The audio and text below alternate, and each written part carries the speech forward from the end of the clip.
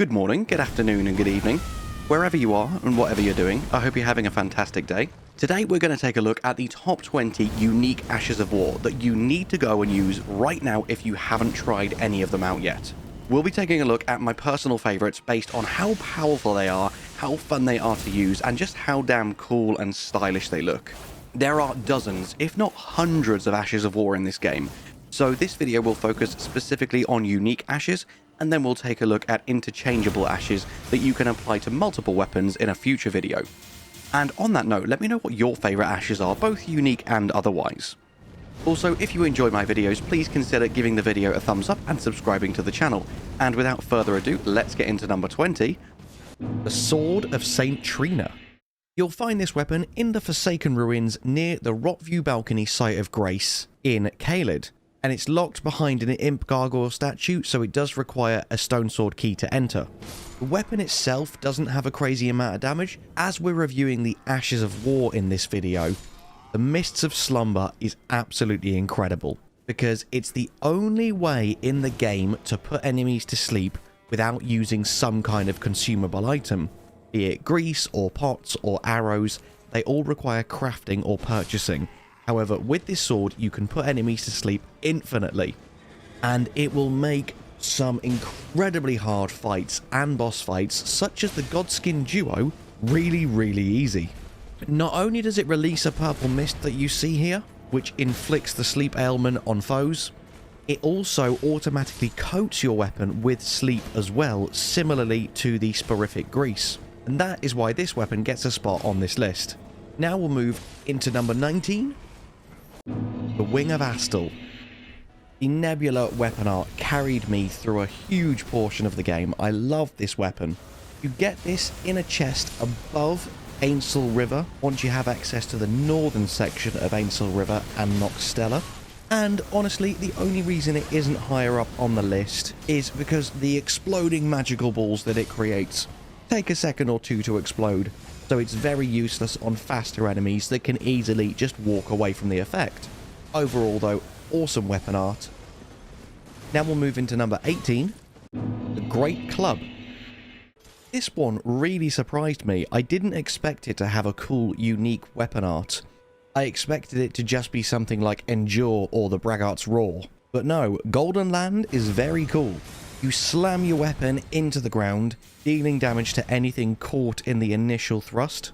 It then explodes into a blast of energy, and it will then spawn and release golden darts at any enemy hit by that blast for even more follow-up damage. It is very slow and easy to be staggered, and that's the only problem with quite a few Ashes of War on this list, and the only reason it isn't higher. This is dropped by the Stone Digger Troll in the Old Altus Tunnel, which requires 2 Stone Sword keys to access. Now we'll move on to number 17, the Veteran's Prosthesis. This one is a reward for defeating Commander Nile in Castle Sol in the mountaintops of the Giants. And the Storm Kick is very cool, and it's actually one of the quicker Ashes of War on this list, which makes it a lot more viable than most. You initially thrust the prosthetic leg into the ground, creating a storm, and you can then follow up with a strong attack to perform a lightning-infused jumping attack. There's not much more to say about this apart from it is very cool, but also very hard to obtain because Commander Nile is an incredibly difficult boss, and obviously really late on in the game. Now we'll move into number 16, Vike's War Spear. You obtain this one by defeating Festering Fingerprint Vike, which you can do fairly early on in the game. It has inherent madness build-up, and its weapon skill, Frenzy Flame Thrust, is what we'll be focusing on, and it's a very cool Ash of War. You imbue the spear with the Flame of Frenzy and leap forwards into the air, plunging it in the ground and setting off a maddening explosion. This releases a 3-pronged wave of madness, and anyone stood in that will be damaged and start to receive the madness debuff. So it's incredibly good in PvP because it's hard to avoid, it's fast, it does a lot of damage, and madness is a lethal debuff. So all around solid choice for a great weapon art. Now we'll move into number 15, Eleonora's Poleblade. This is an incredibly cool Ash of War. fairly similar to the waterfowl dance in ways. The only problem with it for me is you have to get up very close and personal, and with the pauses in between each part of the Bloodblade dance, you can be interrupted and knocked out of it. But left uninterrupted, it can do a crazy amount of damage, and then a follow-up input will see you perform another attack that ends with an evasive maneuver, which is very, very cool. And of course, you obtain this by defeating Eleonora near the end of Yura's questline. That takes us into number 14, Loretta's War Sickle. This is dropped by defeating Loretta, Knight of the Haligtree, at the end of the Haligtree. And the Ash of War is basically the magic version of the Angel's Wings Ash of War. Angel's Wings you get from the Winged Scythe, and it has the exact same animation, except that is with a faith scaling weapon, this is with a magic scaling weapon. This gets the upper hand because it also imbues your weapon with glintstone magic for the duration of the Ash of War, which just makes it look slightly cooler. Next up, we've got the 13th position with the Death's Poker. This one is rewarded by defeating the Deathrite Bird boss toward the southeast of the Aeonian Swamp in Caelid. And the Ghost Flame Ignition Ash of War does absolutely insane damage with a pure intellect build. The scaling of this weapon art is actually considerably higher than the scaling value would suggest, and it grants crazy damage, only diminishing when you get up to 50 intellect. After you thrust out the rod and set the tip alight with Ghost Flame, you can follow up with a normal attack to set the ground ablaze, or a strong attack to trigger a massive explosion. It is one of the more confusing weapon arts and took me a few goes to get my head around, and also because it's a two-parter before it really does anything, it's one of the slower ones as well, which is why it's not higher up on the list. But it still made it into the top 20 of a game with many, many Ashes of War, so it is still damn good. Now we'll move into number 12, Falling Star Beastjaw. This one is dropped by the full-grown Falling Star Beast at the top of Mount Gelmir, and its Ash of War Gravity Bolt is so friggin' powerful and quick that it is even used for certain hitless runs and other challenge runs such as speed runs. It can stagger most bosses in 2 to 3 hits. And what makes this so strong is the fact that it can be fired in quick succession, as you see here. You can just keep pumping that weapon and it will keep spamming gravity bolts. It's so strong. Now we'll move into number 11, the Ruin's Greatsword. This was another one that surprised me how cool the weapon art was. I assumed this was just going to be another boring big sword. But the Wave of Destruction is quite cool. For me personally, it's a not quite good version of the Taker's Flames, which we'll be coming up to later in the video. But if you're going for a strength int build, then this is a really decent alternative. This is acquired by defeating the Misbegotten Warrior Crucible Knight duo boss fight in the Redmane Castle Plaza. And as you see, just like I described, you raise the sword up and then strike it down, firing off a wave of gravitational force. Super cool and definitely worth having it in your arsenal if you're going for a really strength heavy based build. Now we're moving into the top half of the list, and at number 10 we have the Godskin Peeler. This one is acquired by defeating the Godskin Apostle at Windmill Village to the north of the Altus Plateau. And my god, does it look awesome! You spin the weapon around overhead and then slam it down into the ground to summon a raging vortex of black flames. It hits multiple times, so anything caught within this whirlwind will keep taking continual damage. It is chargeable, so you can hold it down to continue spinning that tornado for a bit longer, but even though the skill is chargeable, it doesn't get a damage increase with the Godfrey icon. So now we'll move into number 9, the Dragon Scale Blade. I swooned over this weapon during the Things You Missed in the Lake of Rot, though I haven't actually put it to proper use yet. The weapon itself has fairly low stat requirements and only requires strength and dex. So this is a great way to add a bit of elemental damage to your non-magic build. Because the Ash of War, which is what we're reviewing now, the Ice Lightning Sword, adds a flat 130 lightning damage to your weapon, and also 80 frost buildup for the duration of the buff that it applies. So it's a great way to give you both lightning and frost damage whilst having 0 stats in Faith, Intellect, or Arcane. And as you can see, you call down a bolt of lightning into the blade and bring it down upon your foes. So you deal an initial slash with the blade itself, further damage with the lightning that comes down, and then the ice lightning effect persists in the weapon itself for the next 20 seconds. So this really is a triple threat and a weapon that I would love to use more, because the more I talk about it, the more I think this is absolutely awesome. Now we'll move into number 8 and take a look at Mohgwyn's Sacred Spear. You can get Mohgwyn's Sacred Spear by trading the Remembrance of the Bloodlord with Enya in Round Table Hold, and you get this remembrance by defeating Mohg, the Lord of Blood, in the Mohgwyn Palace. And now, taking a look at the Blood Boon Ritual, this skill is so incredibly badass. And not only does it coat your armament with Blood Flame for a while after using the ability, but you can spam this up to 3 times in a row, creating bigger and longer explosions with every single thrust. This is super powerful, and will stun pretty much everything in the area, doing incredible amounts of damage, leaving them very vulnerable, along with making you feel like a total freaking badass. At this point, and for the rest of the list, it was very hard to not put them all in the first position, so just because it's 8th, don't let that fool you into thinking that I don't rate it even more highly. It's just all of these remaining 8 weapons are so incredibly cool that it was really hard to decide what order to rate them all in.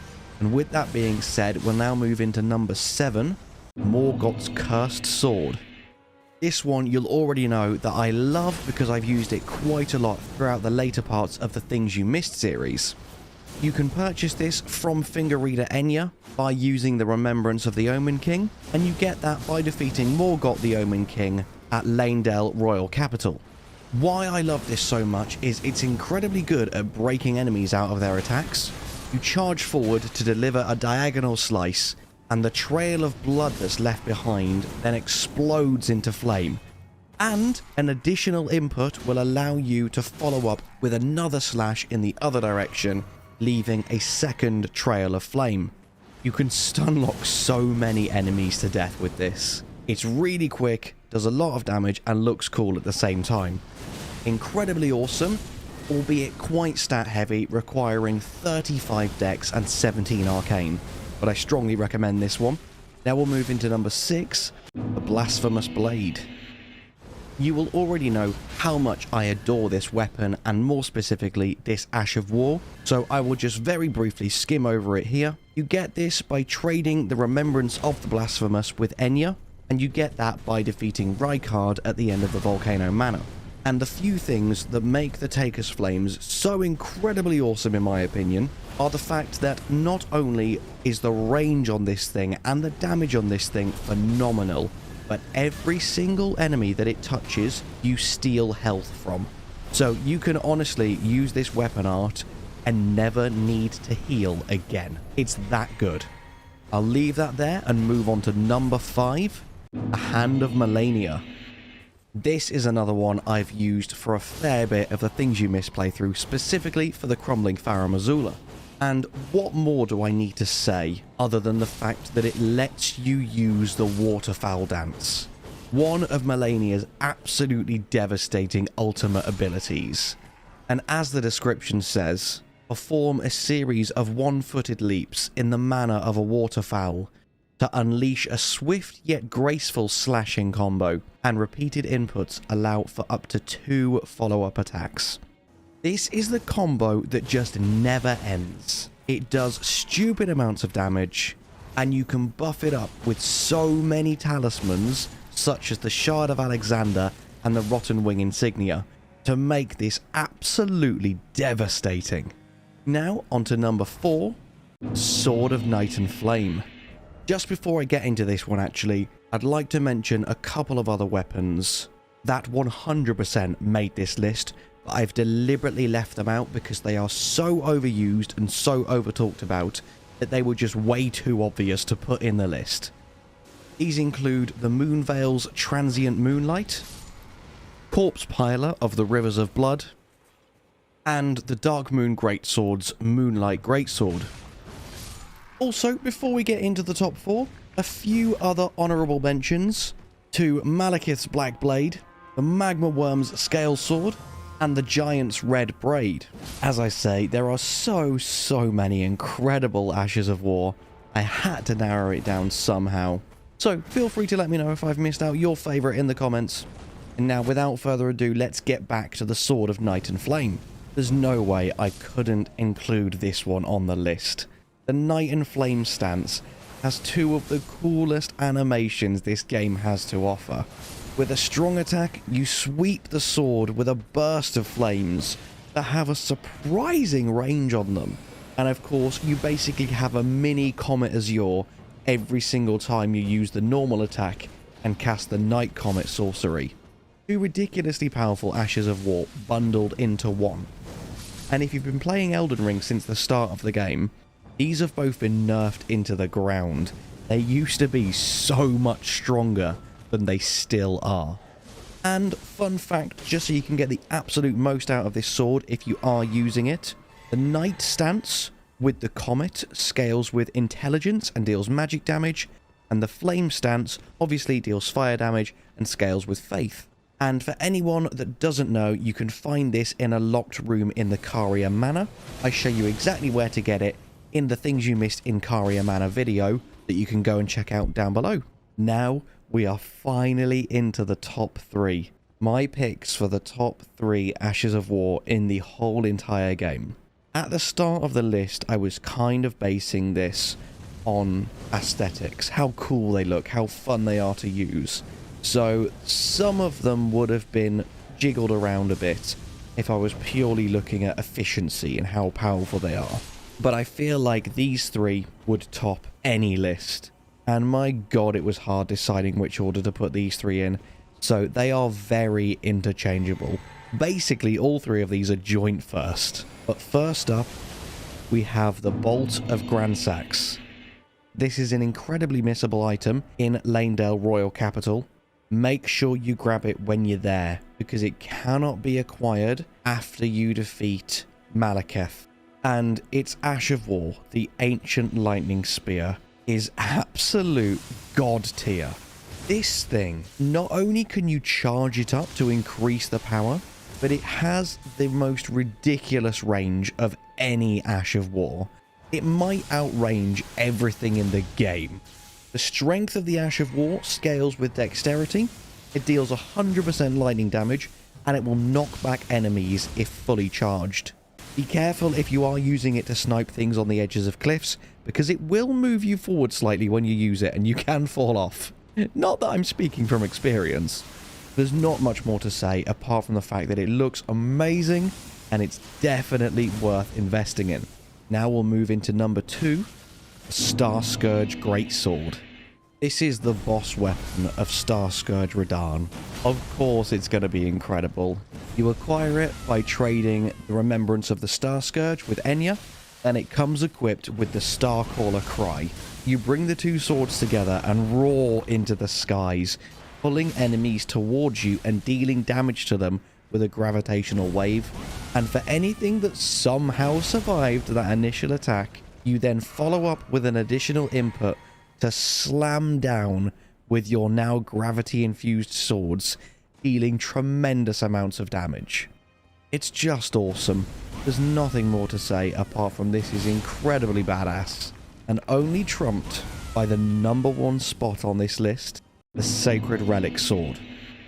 To get this weapon, you have to have completed the game. So, the fact that completing the game does reward you with something so awesome makes me very happy. Because if this reward was quite lackluster, oh, that would leave a sour taste, wouldn't it? You need to trade the Elden Remembrance with Enya to get the Sacred Relic Sword, and my god is it worth it. Its unique skill, the Wave of Gold, imbues the sword with a holy light that you then release and fire at foes in a wide golden wave that fans out, sweeping, getting bigger and bigger, dealing devastating damage to anything caught in its path. You can use it to one-shot huge groups of enemies and rune farm insane amounts of runes very quickly. It does have a 2-second charge, So you are very susceptible to getting interrupted if you are trying to use this at close range, but it is so powerful and incredibly effective in so many situations. Fully leveling up this weapon, speccing hard into Faith, and then using spells and talismans such as the Golden Vow and the Shard of Alexander, you can basically one-shot anything, even in New Game Plus. That is it for my list of my favourite Ashes of War in the game. Please let me know if you agree. Please let me know if you have any other favourites that I haven't covered. I'd love to hear. And with that, I hope you have an amazing day, and I'll see you in the next one. Bye-bye.